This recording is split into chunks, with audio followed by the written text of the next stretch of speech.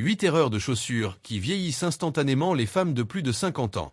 Il y a quelque chose que personne ne vous dit franchement, parce que c'est considéré comme trop direct, trop honnête ou trop inconfortable à aborder. Mais vous le savez déjà, parce que vous l'avez observé des centaines de fois. Vous avez vu une femme de 50 ans entrer dans une pièce, et en moins d'une seconde, avant même de voir son visage clairement, vous aviez une impression complète de son âge. Pas basée sur la peau, pas basée sur les cheveux, mais basée sur ses pieds. Sur la façon dont elle se tenait. Sur les chaussures.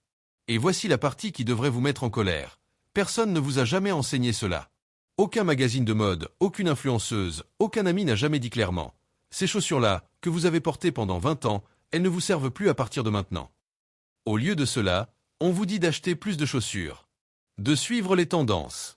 De dépenser de l'argent sur des choses qui vont vous vieillir encore plus. Ce que je vais vous montrer aujourd'hui est quelque chose qui change immédiatement la façon dont vous avez l'air. Pas le reste de votre tenue. Pas votre coiffure. Vos chaussures.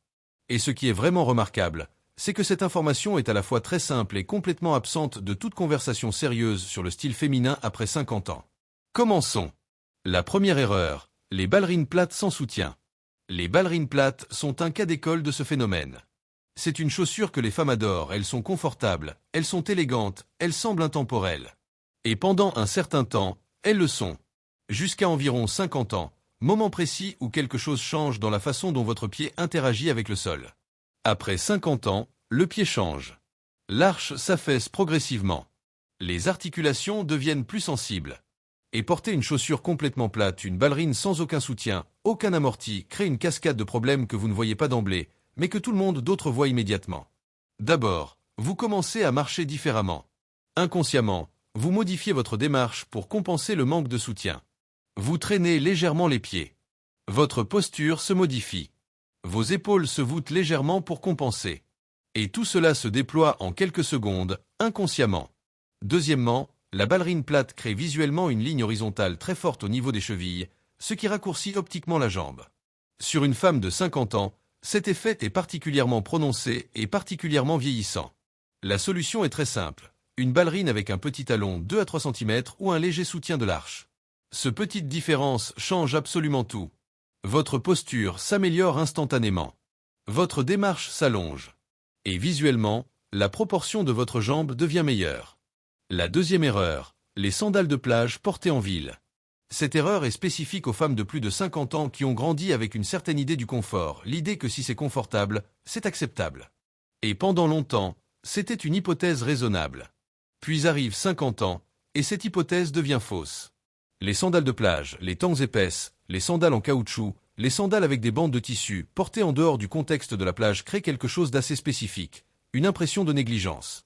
Non pas une négligence hostile, mais une négligence qui dit « je ne me suis pas vraiment pensé ce matin ». Et après 50 ans, cette impression de négligence vieillit de façon spectaculaire. Ce n'est pas parce que vous êtes négligé, vous ne l'êtes probablement pas. C'est parce que les pieds sont une extrémité du corps à laquelle on prête attention, même inconsciemment, et que cette extrémité envoie un signal très clair sur votre rapport à vous-même. La solution, des sandales structurées avec un soutien véritable, une semelle moulée, une bande d'attache qui maintient le pied de façon stable. Une belle sandale en cuir avec un soutien correct transforme le signal que vous envoyez de « je ne me suis pas vraiment pensé » à « je m'arrange pour être confortable sans compromettre mon apparence ». La troisième erreur, les baskets blanches sans style. Les baskets blanches sans style, les chaussures de sport bas de gamme, les chaussures de marche faciles à trouver en grande surface sont le symptôme d'une abdication consciente. Et elles vieillissent spectaculairement. Pourquoi ? D'abord parce qu'une basket sans style envoie un signal très clair. Vous avez cessé de faire des choix esthétiques. Vous avez accepté que le confort était incompatible avec l'élégance. Et ce signal-là, sur une femme de plus de 50 ans, est pire qu'un coup de vieille en plastique. C'est un discours sur la façon dont vous vous voyez. Deuxièmement, les baskets blanches bas de gamme se salissent facilement, ce qui crée une impression de négligence supplémentaire. Et troisièmement, elles écrasent visuellement la silhouette, elles élargissent optiquement le pied et créent un déséquilibre visuel avec le reste de la tenue. La solution n'est pas d'arrêter de porter des baskets. C'est de porter des baskets de qualité, une belle basket blanche en cuir, avec une structure élégante, avec un design qui se tient debout comme un choix esthétique plutôt que comme une compromise. Les baskets haut de gamme, celles qui coûtent entre 150 et 300 €, ne vieillissent pas les femmes. Elles rajeunissent, parce qu'elles disent quelque chose de très précis. Vous savez ce que vous faites. La quatrième erreur, les talons très hauts, mal maîtrisés. Ceci est une erreur plus subtile, parce qu'elle n'est pas sur le talon lui-même, c'est sur la façon dont vous le portez. Une femme de 50 ans qui porte des talons très hauts, disons, plus de 7 cm, sans vraiment les maîtriser crée une impression très spécifique, celle de quelqu'un qui essaie trop fort. Et, essayer trop fort, vieillit spectaculairement. Ce n'est pas parce que les talons hauts sont mauvais, au contraire, un talon bien proportionné et bien maîtrisé allonge et affine la silhouette. C'est parce que quand le talon n'est pas maîtrisé, cela crée une démarche instable, une posture incertaine, et une impression globale que vous ne vous sentez pas à l'aise dans votre propre corps. La solution, un talon de 4 à 6 cm, bien ajusté, que vous pouvez porter sans réfléchir. Un talon que vous maîtrisez tellement bien que votre corps peut se détendre. À ce point, le talon fait exactement ce qu'il devrait faire. Il allonge la jambe, il améliore la posture, et il dit « je me sens bien dans ma peau ». La 5e erreur, les chaussures trop arrondies, trop gentilles. Il existe un style de chaussure que beaucoup de femmes de plus de 50 ans adoptent, la chaussure ronde, douce, gentille. Des escarpins avec un bout très arrondi. Des ballerines avec un bout pointu qui ramollit en courbe. Des chaussures qui cherchent à minimiser, à s'excuser, à ne pas déranger. Et ces chaussures vieillissent de façon spectaculaire. Parce qu'une chaussure trop ronde, trop douce, crée une impression de manque de définition visuelle et existentielle. Elle dit « je veux prendre le moins de place possible ». Et après 50 ans, moins de place signifie plus vieux. Une chaussure avec un élément plus défini, un escarpin avec un bout légèrement pointu, une chaussure avec des lignes claires, une chaussure qui a un caractère dit quelque chose de très différent. Elle dit « je suis ici, j'ai un point de vue, et je le porte au pied ». La solution, des chaussures avec une géométrie claire. Un escarpin avec un talon stable et un bout légèrement pointu. Une chaussure de ville avec une ligne nette. Une sandale avec des lignes architecturales claires. Cette définition change absolument tout. La 6e erreur, les chaussures sans couleur, trop neutres.